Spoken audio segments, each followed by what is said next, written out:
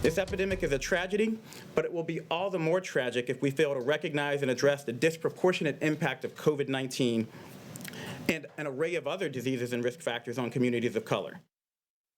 The Surgeon General talking about an alarming trend that we're seeing as we learn more about coronavirus and how hard it is hitting particularly communities of color. A recent limited study from the CDC shows that African Americans make up about a third of the hospitalizations from COVID. And in New York City, preliminary data showing that Black and Hispanic patients are dying at twice the rate of whites. I want to bring in our guest to discuss Dr. Uche Blackstock. She's an emergency medicine physician in New York City. She's also CEO and founder of Advancing Health Equity. Doctor, thank you for the time. Thank you for having me. Is the issues that we're seeing, and it's unmistakable, not just in New York, you've seen it in Detroit, you've seen it also in New Orleans particularly, is this an issue of race or is it more of class? Those that can afford to stay home, work from home, etc., can do so. Those that are in communities where they have to be on the front lines of this don't either have that luxury or will be living in denser populations, etc. Is this about color or about the color of money? Well, that's a really, really great question. And the fact is that in this country, race and class are both intimately linked. And so in most of the Black communities that we're seeing that are being profoundly impacted by COVID-19, those are impoverished communities, and they're impoverished because of certain practices and policies over the last decades, if not centuries, that have led to disinvestment and marginalization of those communities. You also wrote that there is a high chronic disease burdens for particular populations.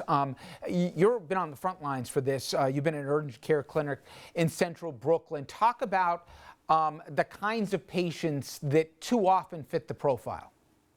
Absolutely. So what we're seeing, as you mentioned at the start of the story, we're seeing a lot of Black and brown patients that have chronic diseases like diabetes, high blood pressure, high cholesterol, obesity, asthma. And we know that these are the diseases and underlying medical problems that lead people to developing serious complications of COVID-19.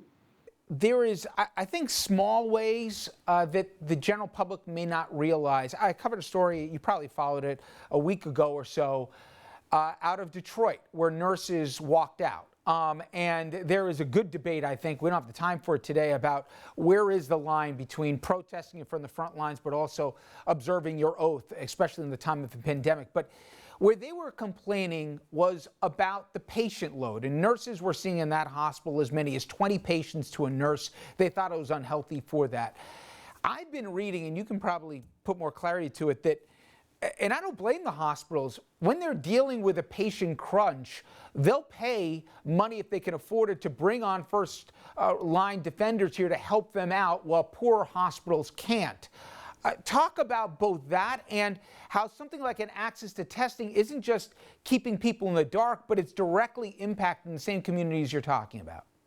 Absolutely. So as we know at the beginning of the pandemic, we know that there was limited, and there still is limited testing availability. And we know that that's particularly an issue in Black and brown communities. So while there were celebrities and politicians who were easily accessing testing, we also know that there were communities that could not access testing. And we know initially some of the CDC criteria, it required travel to one of the pandemic countries such as Italy or China. It also required you to know someone who had been tested. And the fact is that many of the Black and brown communities, especially here in New York City, none of those people had traveled to Italy or China or known someone who had been tested. But what we do know now is that coronavirus had been circulating in those communities for weeks, if not months, and that many people had gone undiagnosed. You know, Doctor, I saw in a prior interview you talking about racial bias in the medical system. I'll be honest, I'm around a lot of doctors and nurses. I haven't met anybody, maybe they're hiding it, but that have some racial predisposition where they're going to treat somebody different basically on the color of their skin. But you're going to tell me I'm missing something.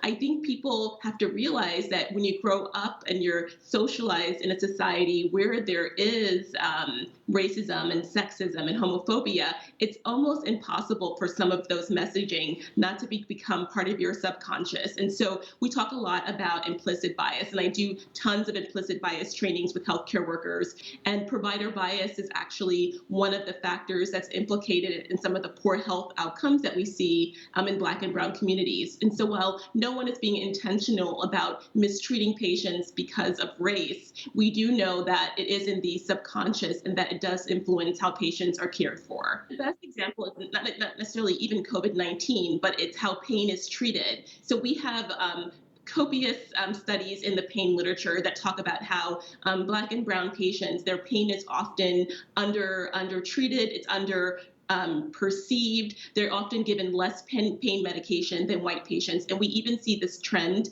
among the pediatric population, among children. And so there shouldn't really be a difference in how pain is being treated or how you're grading pain. And finally, Doctor, this certainly not along racial lines, but it is the question of the day. There's certainly a pull and a push here. The federal government, or more specifically the administration, wants to reopen sooner than later. We've already heard from Governor Cuomo and other governors and mayors in those highly impacted areas say May 1's way too soon. Just from your perspective, that if it opens too soon, we've seen spikes in a lot of different places around this globe that had more successfully dealt with COVID the first round. If that second spike comes too soon, we know it'll happen, but if it happens early this summer, just from your own personal perspective, I don't see the medical community, I mean, they're beyond exhaustion right now. Can they really handle this if in June we're dealing with round two? We can't handle it.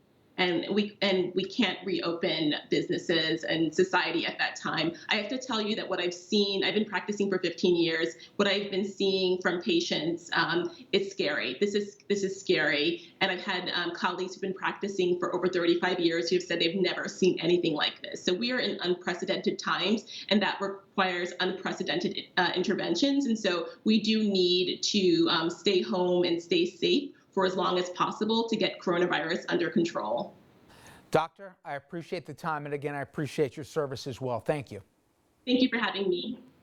All right, everyone, when we come back, we're going to shift gears. We're going to show you some inspiring stories about COVID and how the late night comics are teeing off on, yes, of course, the president and his handling of the virus.